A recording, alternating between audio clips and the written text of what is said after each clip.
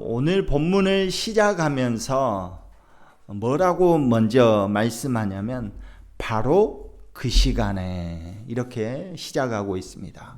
바로 그 시간에. 이 말이 갖는 의미는 앞에 있는 어떤 문맥과 연결되어 생각해야 된다는 그 의미를 갖고 있습니다. 그러니까 앞에 있는 이야기하고 상관이 없으면 바로 그 시간에 이렇게 할 필요가 없습니다. 그런데 바로 그 시간에라고 하면서 말씀이 시작되고 있으니까 앞에 어떤 문맥과 연결되어 있다라는 생각을 할 수가 있습니다. 그러면서 바로 그 시간에 제자들이 물어보는 말이 뭡니까? 하늘나라에서는 누가 가장 큽니까? 바로 그 시간에 하늘나라에서는 누가 가장 크냐고 지금 제자들이 묻고 있습니다. 그런데 하늘나라에서는 누가 가장 큽니까? 라고 물을 때 그 앞에 한 단어가 있습니다. 뭡니까? 그러면이라는 단어가 또 나옵니다. 그러니까 지금 바로 그 시간에 그러면이라는 단어가 나오면서 하늘나라에서는 누가 가장 큽니까? 라고 하니까 그러면 이 18장을 시작하기 전에 그 앞에 어떤 이야기와 연결되어 있구나라는 것을 우리가 알 수가 있는 것이죠. 그러니까 제자들이 질문한 내용은 누가 가장 크냐라는 질문이잖아요. 그러니까 제자들의 지금 머릿속에서는 그러면 누가 가장 큽니까? 이렇게 하고 있어요. 그러니까 예수님이 어떤 말씀을 하셨는데 그러면 하늘나라에서는 누가 가장 큽니까? 이렇게 이야기한 것 아닙니까? 질문을. 그러면 지금 제자들 머릿속에는 어떤 복잡하고 모호하게 정리되지 않은 그런 생각들이 자리 잡고 있다는 거예요. 그래서 그것을 정리하기 위해서 자기 머리에서 복잡하게 얽혀있는 그 내용을 정리하기 위해서 예수님께 묻고 있는 거죠. 그러면 하늘나라에서는 누가 가장 큽니까? 이렇게 질문하고 있다는 것이죠. 그렇다면 제자들을 지금 그 생각을 복잡하게 하고 생각이 정리되지 못하고 얽혀있게 만든 그 생각이 뭘까 하는 것을 우리가 먼저 살펴봐야 이 질문이 무슨 질문이구나 하는 것을 알 수 있겠죠. 지금 여러분도 제자들과 똑같은 표정으로 앉아 계십니다. 지금 뭔 말이야 이렇게 하는 것 같아요. 잘 저한테 봐야 돼요. 저를 봐야 됩니다. 여러분이 아무리 성경을 파고 레이저로 쏴도 안 보입니다. 잘 들어보십시오. 그러니까 그 복잡하게 얽혀있는 생각들을 풀기 위해서 제자들이 그러면 하늘나라에서는 누가 큽니까? 라고 질문을 했어요. 그러면 17장에서 이제 다른 많은 앞장을 살펴볼 필요 없이 17장에서 어떤 일이 일어났는지를 우리가 보면 되는 겁니다. 17장을 시작하면서 제일 먼저 어떤 일이 일어납니까? 어떤 사건이 나오죠? 변화산의 사건이 나옵니다. 변화산에 올라가서 예수님이 굉장히 빛나게 이렇게 변화되죠. 그런데 거기에 누구도 나타나죠? 모세도 나타나고 엘리야도 나타납니다. 그러니까 그 장면을 베드로, 야고보, 요한이 본 겁니다. 같이 따라가서 봤어요. 그러니까 이 속 없는 베드로가 뭐라고 합니까? 주님, 여기가 좋으니까 내가 초막 셋을 여기다 짓겠습니다. 우리 같이 여기서 삽시다. 이렇게 이야기를 하죠. 그러니까 아직 그 상황, 변화산에서 변모했던 예수님의 그 상황이 어떤 의미인지를 아직 모르는 거예요. 제자들은 깨닫지 못하는 거죠. 그러니까 예수님께서 내려오시면서 뭐라고 말하냐면 오늘 본 거 말하지 말아라. 이렇게 말한 거예요. 오늘 본 거 말하지 말아. 어차피 말을 해도 몰라. 본 놈들도 모르는데 지금 들어서 알겠습니까? 그러니까 예수님이 야, 오늘 본 거 말하지 마라 하고 내려와요. 아니, 막 내려왔는데 귀신 들린 아이 한 명을 데리고 온 아버지가 있습니다. 근데 제자들에게 그 아이를 고쳐달라고 하는데 애를 써도 고쳐지지 않죠. 그죠? 그러니까 예수님께서 고쳐주십니다. 대신 고쳐주셔요. 그러니까 제자들이 궁금해요. 아니, 예수님, 왜 우리는 고치지 못했을까요? 라고 묻지요. 그러니까 그 물음에 야, 기도 외에는 이런 거 안 돼 라고 이야기를 해 주시면서 말미에 뭐라고 이야기를 하냐면 거기까지만 대답해 주시면 되는데 딱 그 뒤에 뭐를 또 이야기하냐면 인자가 죽을 때가 가까이 왔다. 내가 죽을 때가 가까이 왔어 라고 말하는 거예요. 아니, 지금 왜 우리는 이런 일을 할 수 없습니까? 고치지 못했습니까? 라고 질문을 했는데 그거에 대한 답만 해주시면 되는데 야, 곧 있으면 나도 죽을 거야 이렇게 말을 하는 거죠. 그리고 또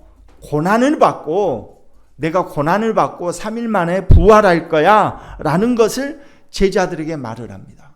그러니까 제자들의 머릿속이 지금 복잡해 죽겠는 거예요. 정리가 안 되는 거야. 지금 제자들을 데리고 예수님이 어디를 향해서 걸어가고 있냐면 예루살렘을 향해서 걸어가고 있어요. 예루살렘을 향해서. 제자들의 생각은 예루살렘에 우리 예수님이 들어가게 되면 예수님이 이 나라를 자기가 다시 왕이 되어서 이 나라를 로마 제국을 쫓아내고 이 나라를 완전히 평정해 가지고 잘 살 거야. 이제 우리의 메시아잖아. 그 유대인들의 생각은 메시아가 오면 그런 일을 할 것이라고 생각하고 있었기 때문에 제자들도 그런 거거든요. 그런 생각을 하고 있어요. 그래서 예수님과 함께 걸어가고 있는, 즉 예루살렘으로 향해서 걸어가고 있는 그 걸음이 기쁨이에요. 기쁨. 너무나 즐거운 거예요. 좋은 거예요. 그런데 그 걸음걸음 같이 동행할 때마다 막 귀신을 쫓아내고 먹을 것을 막 주고 이런 모습을 다 보잖아요. 그러니까 제자들은 어째요? 아, 그래, 맞아. 메시아가 맞구나. 확실한 메시아다. 이제 예루살렘으로 가기만 하면 모든 예루살렘 주민들이 다 우리를 환호하고 메시아가 왔다고 환호하고 우리가 어느 한 자리는 차지할 거야. 이렇게 생각을 하고 있는 거죠. 그러니까 지금 그런 상황에서 계속 걸어가고 있는데 웬걸 갑자기 중간중간에 뜬금없이 야, 내가 죽어야 된다. 내가 죽어야 돼. 이 말을 하는 거예요. 아니, 지금 예루살렘에 가면 왕이 되어야 될 사람이 예루살렘에서 우리에게 한 자리씩 나눠줘야 되는데 그러지 않고 내가 죽어야 돼. 그리고 내가 3일 만에 다시 살아날 거야 하는 말을 3번이나 때때로 한 번씩 예고를 하시는 거예요. 그러니까 제자들의 머릿속은 지금 미칠 지경이에요. 이게 지금 메시아는 맞는 것 같은데 분명히 메시아가 오면 한 나라를 세우고 우리를 좀 좋은 자리에 앉힐 것이라고 우리는 알고 있었고 늘 율법 교사나 바리새인들이나 제사장이 하는 말들은 그런 말이었으니까 분명히 그럴 것 같은데 하는 행동을 보면 메시아인데 뜬금없이 한 번씩 자기가 죽겠다는 거네. 이게 그러니까 제자들 마음속에 뭐가 있어요? 우리 말로 무슨 말을 하는 거예요? 환장하겠네. 이런 거예요. 환장하겠네. 아니, 지금 왕이 돼가지고 우리를 잘 다스리고 잘 살게 해줘야 될 사람이 지금 자기가 죽어버리겠대. 그러니 정리가 안 되는 거야. 메시아인 것 같으면서도 죽겠다고 하니 아닌 것 같기도 하고 또 사람을 고치고 또 먹을 것을 나눠주는 거 보니까 또 메시아인 것 같은데 또 한 번은 내가 죽어야 되겠다고 또 얘기하고 그러니까 지금 정리가 안 되는 거예요. 미치겠는 거예요. 지금 제자들은. 그런 상황 속에서 지금 이 제자들이 여기까지 온 거예요. 그래서 바로 그 시간에 이제 도저히 못 참고 제자들이 묻는 거예요. 이제 도저히 못 참아. 이제 18장에 들어오면서 이제 그러면 이제 도저히 헷갈리니까 그러면 하늘나라에서는 누가 가장 큽니까? 이렇게 물어보는 거예요. 하늘나라에서 그럼 누가 가장 큽니까? 이렇게 물어봅니다. 이 물음은 어떤 의미를 담고 있냐면 곧 예루살렘에 들어가면 나라를 다스릴 것 아닙니까? 예수님? 그러면 이제 자기들 생각을 투영시키는 거예요. 예수님한테 강요하는 거죠. 물어보는 거예요. 이제 예루살렘에 들어가면 나라를 세우실 거죠. 나라를 세우면 이제 예루살렘이 얼마 남지 않았어요. 거리가. 들어가면 나라를 세우실 거잖아요. 그러면 나라를 혼자 다스리시지는 못하니까 그러니까 내각을 구성해야 되잖아요. 주님. 내각을 구성할 때 나는 어떤 자리를 차지할까요? 저 사람은 어떤 자리를 차지할까요? 저 사람은 총리일까요? 나는 국방장관입니까? 뭐 이런 거예요. 지금 이 질문을 하고 있는 거예요. 그러니까 지금 예수님의 말씀과 행동과는 전혀 다른 간격이 계속 벌어지고 있는 것이죠. 이 질문을 하니까 예수님께서 어린아이 한 명을 데려옵니다. 옆에서 놀고 있는 어린아이 한 명을 데려와서 가운데 딱 세우고 뭐라고 합니까? 뭐라고 하죠? 그대들이 돌이켜 이 어린아이와 같이 되지 아니하면, 어린이와 같이 되지 아니하면 하늘나라에 절대로 들어가지 못한대요. 아니 지금 하나님 나라를 만들어 예루살렘으로 가고 있는 거잖아요. 거기에서 내가 지금 내각에 어떤 자리를 차지할까 이렇게 기대하고 질문을 했는데 뜬금없이 어린아이 한 명 데려와서 너희들이 이 어린아이와 같지 않으면 너희들은 천국에 들어가지 못해 라고 이야기를 하고 있다는 것이죠. 제자들은 혹을 때리려다가 혹을 붙인 격이 되는 거예요. 아니 내가 지금 예수님 내 생업을 다 포기하고 지금 예수님 따라왔고 여기까지 왔는데 나한테 한 자리는 줘야지. 하다못해 장관은 안 돼도 차관이라도 줘야 되지. 아니면 비서관이라도 하나 주든지. 그런데 뜬금없이 어린아이처럼 되지 아니하면 갖지 아니하면 아예 그 나라에 들어오지 못한다는 거예요. 혹을 때려다가 혹을 붙인 격이에요. 그러니까 지금 제자들은 예루살렘으로 가면 이 나라가 다시 회복될 거라는 거 아예 기정사실화했어요. 그리고 어떤 자리를 받게 되는지 질문했어요. 그런데 아예 못 들어간대. 어린아이 같지 않으면. 근데 이제 이 말씀 어린아이와 같이 되지 않으면 이라는 이 말씀을 우리는 어떻게 해석을 하냐면 어린이는 어때요, 여러분? 어린이는 순수해요. 또 어린이는 예뻐요. 착해요. 키울 때 예쁘고 착하기만 했어요. 하여튼 어린이는 순수하고 맑고 착하다 이렇게 해석을 해요.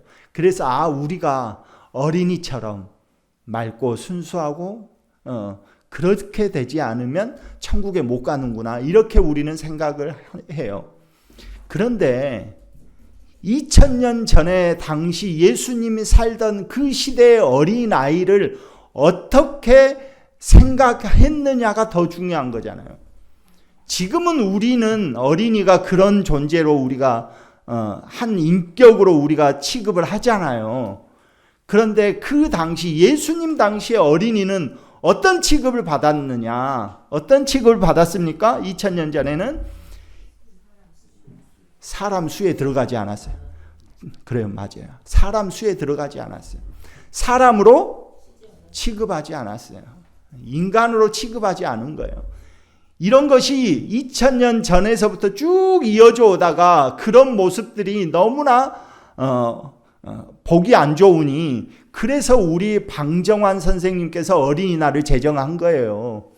우리도 이 어린이들이 순수하고 맑고 이렇게 생각한 것이 몇 년 되지 않은 거예요. 지금 어린이날이 있는 거잖아요. 그 당시에는 사람 수로 세지 않았어요. 온전한 한 인격으로 취급받지를 못했어요. 어린이는 불완전한 존재예요. 그런 측면에서 불완전한 존재고 또는 무가치한 존재예요. 무능력한 존재라는 것이에요.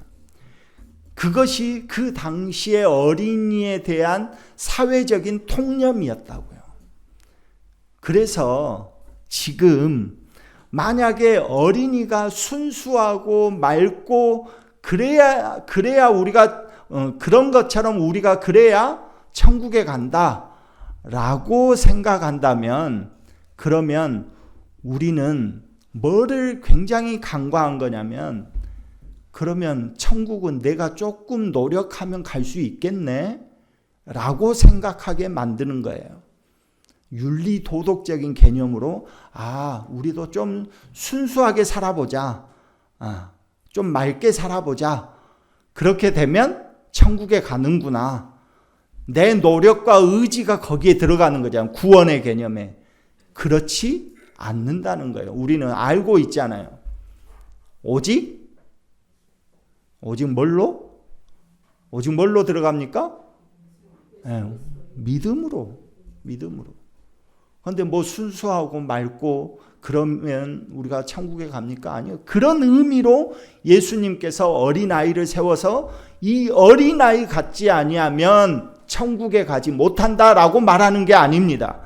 사회적 통념 속에서 어린아이를 가운데 부르셔가지고 부연 설명을 또 해주시는데 4절 말씀에 그렇게 이야기를 하셔요. 누구라도 자기를 낮추어 이 어린이처럼 되지 않으면 그렇게 말해요. 우리 4절을 같이 한번 읽어볼까요? 4절입니다. 그러므로 누구라도 자기를 낮추어 이 어린이처럼 되는 사람 그 사람이 하늘나라에서 가장 큰 사람입니다. 이렇게 말씀하셔요. 그러니까 보통 우리는 여기에서 자기를 낮추어라는 이 단어 때문에 우리가 어린이처럼 겸손해야 되구나. 겸손으로 우리는 또 이 단어를 해석했어요. 그런데 여기서 헬라어 본 뜻은 겸손이 아닙니다. 겸손이 아니에요. 여기서 이 헬라어 본래의 뜻은 사회적 통념이 어린아이의 사회적 통념이 뭐라고 그랬다고요? 무가치한 존재예요. 무능력한 존재였다고요. 어린아이. 즉 여기에서 말하는 자기를 낮추어 어린이처럼 되지 않으면이라는 이 말은 자기를 낮춘다는 이 뜻은 자기를 비천한 존재, 어린아이처럼 무능력한 존재, 무가치한 존재로 인정하는 사람이 하나님 나라에 들어갈 수 있다는 거예요. 자기의 능력으로 무엇인가 구원을 받을 거라고 생각하는 사람은 절대로 들어갈 수 없는 나라가 하나님 나라라는 거예요. 제자들은 그런데 어때요? 어떤 생각을 하고 있죠? 예루살렘으로 들어가면 내가 예수님 내 생업을 다 포기하고 예수님 따랐잖아요. 그러면 나에게 뭔가 한 자리를 줘야죠. 그러면 하나님 나라에서 누가 큽니까? 이 말 그래서 하는 거예요. 그러니까 그게 아니라는 거예요. 우리 스스로는 절대 하나님 나라에 들어갈 수 없는 존재라는 것을 인정하지 않는 사람은 절대로 들어갈 수 없다는 거예요. 하나님 나라는. 자기를 낮추어 어린아이와 같다고 생각을 해야 돼요. 그런데 그 당시의 사회적 통념이 그 어린아이는 무가치한 존재, 무능력한 존재라는 거예요.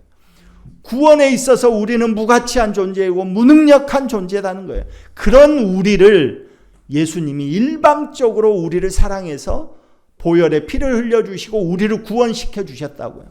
그러니까 그것을 믿는 사람, 그 사람이 들어간다고요. 하나님 나라에. 그 사람이 하나님 나라에서 큰 자가 된다고요. 지금 그 이야기를 하고 있는 것입니다. 그래서 우리는 예수를 믿으면서 뭔가 나 잘났다고 뭔가 나 이렇게 했어 라고 하는 사람 위험한 사람이에요. 그죠? 그 사람은 천국에 못 들어가요. 제자들처럼 계속해서 예수님과 붙어서 따라다녔을 수는 있어요. 그죠? 그런데 마지막에는 하나님 나라에 들어갈 수 없는 자가 될 수도 있다는 거예요. 그래서 다윗이 놀라운 고백을 하죠. 하나님이 받으시는 그 제사에 대한 고백을 다윗이 하는데 그렇게 고백합니다. 하나님이 받으시는 제사는 상한 심령이라. 상한 심령. 이 상한 심령이라는 거 그거 아닙니까? 나를 비천한 존재, 무가치한 존재, 무능력한 존재인데 주님께서 나를 일방적으로 선택하시고 사랑해 주셨군요 라는 것을 인정하는 거죠. 그 고백으로 상한 심령으로 나오는 겁니다. 그래 다윗이 그 고백을 하는 거예요. 하나님이 받으시는 제사는 내가 정말 잘 드려가지고 하나님 예배 드리는 것 하나님이 받으실까? 그게 아니라 하나님이 받으시는 제사는 정말 나 같은 자도 주님께서 자기 생명 버리셔서 나 같은 자를 위해서 부활하시고 죽으시고 부활하셨군요. 주님 제가 죄인입니다 고백하는 그 상한 심령을 가지고 나오라 라고 말씀하시는 거죠. 이런 자만이 하나님 나라에 들어갈 수 있고 이런 자만이 천국에서 존귀하게 여김을 받는다라는 것입니다. 오늘 이제 어버이 주일입니다. 그런데 어버이 주일 또 어린이 주일 통틀어서 가정의 달이잖아요. 가장 우리에게 있어서 가장 작은 단위의 하나님 나라를 경험하게 하시는 곳이 가정입니다. 가정. 하나님 나라를 가장 작은 최소 단위에서 하나님 나라를 경험하게 하시는 곳이 가정이에요. 근데 우리는 그 가정에서 하나님의 나라를 남편 또는 부인, 자녀 함께 경험해야 한다는 것이죠. 우리가 그런데 우리 가정에서 자존심을 세우면서 누가 이 가정에서 누가 제일 크냐라는 것 갖고 자존심 싸움하는 가정이 있으십니까? 초반에 결혼하면 초반에 이 뭐를 잡아야 돼라고 생각하는 그런 사람들이 있죠. 그거 아니다고요. 오히려 가정은 하나님 나라를 경험하는 그 최소 단위이기 때문에 우리의 부모님들은 누구에게 더 마음이 쓰입니까? 잘난 자녀에게 마음이 더 쓰입니까? 안 그래요. 아픈 손가락에게 더 마음이 쓰이죠. 사실. 그러잖아요. 그러니까 예수님이 하신 말씀이 똑같은 거예요. 자기를 무가치하고 무능력한 존재라고 인정하는 사람들이 내 나라에 들어올 수 있고 내 가정에 들어오는 거예요. 그러니까 우리는 가장 아픈 손가락, 가정에서 그 아픈 손가락에 더 마음이 쓰이고 관심과 사랑이 부어지는 곳 아니겠습니까? 그게 하나님 나라에 경험하는 것이죠. 거기에서 내 가정에서 혹시나 제일 저런 무랑태수 같은 놈 이런 사람 있습니까? 혹시? 내 가정에서 제일 무가치해 보이는 그 누구라도 하나님 나라에서는 가장 큰 사람이 될 수 있다는 것을 인정해야 되는 거예요. 그래야 그를 불쌍히 여기고 그래야 그를 하나님께로 데려오는 것이죠. 그 태도가 있을 때만 나도 무가치한 존재였다는 것을 하나님 앞에서 인정하는 거예요. 그래야 하나님 나라에 들어갈 수 있다는 거죠.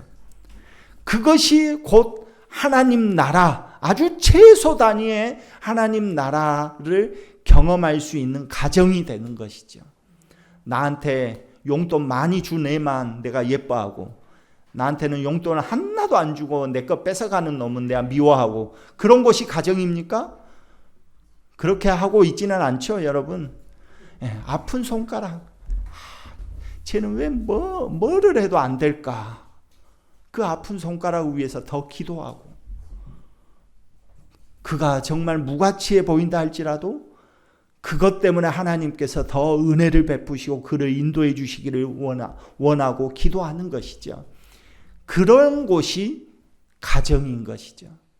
그게 하나님 나라라는 것입니다. 보혈의 피로 구원해 주신 우리를 통해서 우리의 가족 구성원들이 하나님 나라를 경험하는 그런 역사가 나타나기를 간절히 소망합니다.